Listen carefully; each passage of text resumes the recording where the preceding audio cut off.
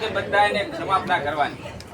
આપણે સૌથી પહેલા ક્ષમાપના માંગીએ પાર્શ્વનાથ દાદાને કે આખા વર્ષ દરમિયાન આપણાથી આપણા સંગથી જે પણ આપની આવીથી આસાધના થઈ હોય તો અમે બધાએ કરીએ છીએ દાદાને. ત્યારબાદ વિસરા દાતા આપણા ખૂબ આપણે એમણે કેટલું કોમ્પ્રોમાઇઝ કર્યું છે ને આપણે જાણીએ છીએ. આપણી જગ્યાનું, આપણા સ્વભાવનું, આપણી સંખ્યાનું બધી જગ્યાએ અમને કોમ્પ્રોમાઇઝ કર્યા છે આપણા ગુરુદેવને નતમસ્તકે કોઈ પણ અવિનય થયો સંગવતી સામે આ આપની ઉદારતા છે, આપના વિચારો ઊંચા છે.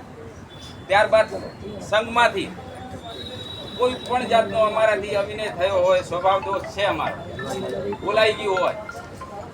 કાલે પણ એવી એક ઘટના બની હતી. બેનનો જરાય વાંક નતો, અમારાથી બોલાઈ, બીજાનો ગુસ્સો બીજા ઉપર નીકળી. એમના પરિવારને અમે નતમસ્તકે મિચ્છામી દુક્કડમ કહીએ છીએ, ક્ષમા માંગીએ છીએ. અમને એ પરિવારે ખૂબ ઉદારતાથી ક્ષમા કરી. આવી ભૂલ અમારાથી આગળ ન થાય, તમે એવા આશીર્વાદ આપો. ટીમ નાની છે, થઈ જાય, કાર્ય કરીએ. એકનો બહુ લોડ આમાં સંખ્યા છે ને ઓછી છે કરનારા, લોડ વધી જાય. લોડ વધી જાય એટલે એકનો ગુસ્સો બીજા ઉપર નીકળી જાય. સ્વાભાવિક છે, આપણા ઘરે પણ આવું બને. ન જ બનવું જોઈએ, આપણામાં એ આવવું જ ન જોઈએ. પણ છતાં સદમસ્તીએ કામ કરે એનાથી ગુસ્સો થાય.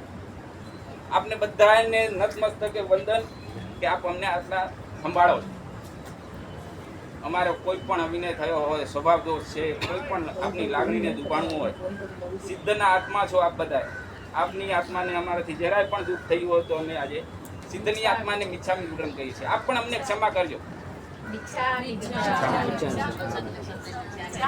બધાને મિચ્છામી દુક્કડમ આપવું. દોષનું પ્રતિક્રમણ એવું થવું જોઈએ ને આપણે એકદમ હલકા બની જવા જોઈએ કે આપણામાં કોઈ દોષ નથી, આપણામાં કોઈ તકલીફ નથી ને આપણા થકી કોઈને તકલીફ નથી. એવું આ વખતે એવું પ્રતિક્રમણ કરીએ ને કે યાદગાર રહે. મિચ્છામી